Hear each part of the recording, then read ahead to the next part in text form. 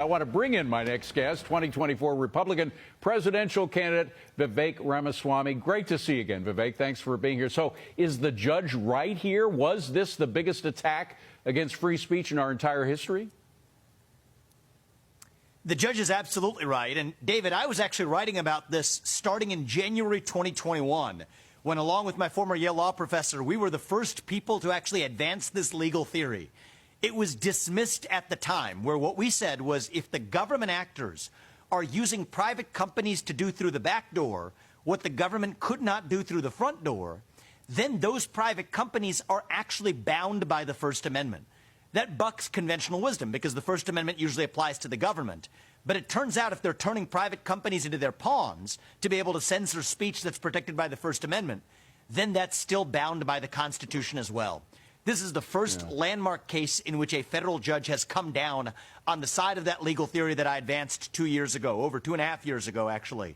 And at that point, I think that this is a major milestone for the protection of First Amendment freedoms of every American, because the most dangerous First Amendment threat is not even the one that comes directly from the government, but one that comes from the government and is disguised to make you think that it was coming from a private company. Well, and Vivek, there are really two parts to the censorship story. There's the part of the administration, and they may be connected, but there's also what was called by Trump and others the deep state. I mean, you had the FBI in direct contact. We still don't know the extent to which the FBI might have been leaned on by the administration to do what they did when they were talking to Twitter about censorship and stuff. So it's not only the people in the White House. There is the problem of whether other agencies might be using social media. Absolutely. So, David, we have in this country what I call a waterfall of political accountability.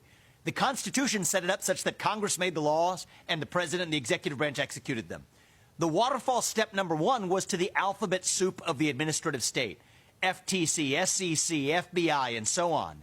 What's happening then is they're delegating that to a new alphabet soup of FB, GOOG, BLK, the AMZN, MSFT, the new alphabet soup in the private sector.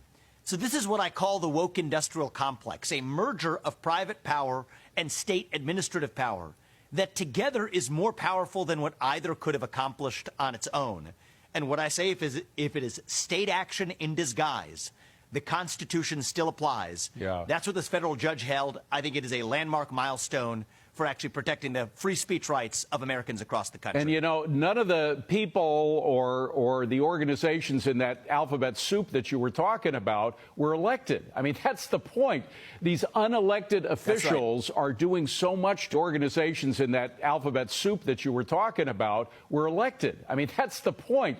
These unelected officials are doing so much to control our lives in so many ways. I want to move on to you, because you've moved up to number 3, right under Ron DeSantis in the list, because there are a lot of Republicans running. What are you doing right, and how do you get even higher? What we've been doing, David, is if you look at the metrics of the number of campaign events we've been doing, it blows the other candidates out of the water. So I'm using the same formula that's worked for me all my life in the business world and in academics before then. Hard work pays off. So we're putting in the work. The other thing that I'm doing is just speaking honestly. My entire campaign strategy is I don't really listen to message consultants for my message. My job is to let the voters of this country know who I am and what I believe. Whether they vote for me or not is their decision.